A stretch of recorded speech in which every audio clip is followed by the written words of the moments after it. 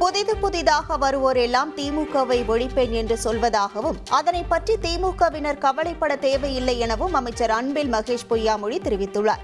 காஞ்சிபுரத்தில் செய்தியாளர்களிடம் பேசிய அவர், இந்தியாவிலேயே நம்பர் 1 முதல்வர் மு.க. ஸ்டாலின் தான் என வடமாநில ஊடகங்களே புகழ்வதாக குறிப்பிட்டுள்ளார். ஒட்டுமொத்த இந்தியாவிலே நம்பர் 1 முதலமைச்சர் என்று சொன்னால் அது மு.க. ஸ்டாலின் தான் என்று நாம சொல்லல, முரசொலி சொல்லல, வேற எந்த நம்முடைய ஏடு சொல்லல.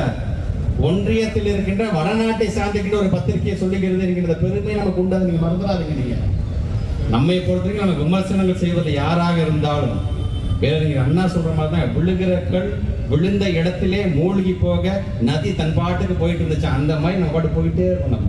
நம்ம மக்களுக்காக இருக்கக்கூடிய நதி. மற்ற பேர்லாம் அங்கங்கே ஸ்டாக்னேட்டாக அங்கேயே நின்று சாக்கடையாக மாறி போயிட்டே இருக்கும். அது நமக்கு தேவையில்லை. நம்ம அது பயன்படாது. பொறுப்புல இருக்கிறது மட்டும் இல்ல, திமுக உடன்பிறப்புன்னு சொல்ற. சின்ன மீனை போட்டு பெரிய மீனை பிடிக்கணும். இங்க ஒருத்தர் ஐஸ்கிரீம் ஜூஸ் கடை வச்சு மாசம் பல லட்சம் ரூபாய் சம்பாதிக்கிறாரு. எப்படின்னு தெரிஞ்சுக்க ஃப்ரீடம் ஆப்பை டவுன்லோட் பண்ணுங்க. அதே பெருமைதான் நம்ம ஆளுங்களுக்கு. அதனாலதான் இன்னைக்கு ஒவ்வொருத்தரும் புதுசா வரவங்க நம்ம அழிப்பேன் ஒழிப்பேன்னு சொல்லுங்க. அதை பத்தி நம்ம கவலைப்பட தேவையில்லை. ஒட்டுமொத்த இந்தியாவிலே நம்பர் 1 முதலமைச்சர் என்று சொன்னால் அது மு.க. ஸ்டாலின் தான் என்று நாம சொல்லல, முரசொலி சொல்லல, வேற எந்த நம்முடைய ஏடு சொல்லல.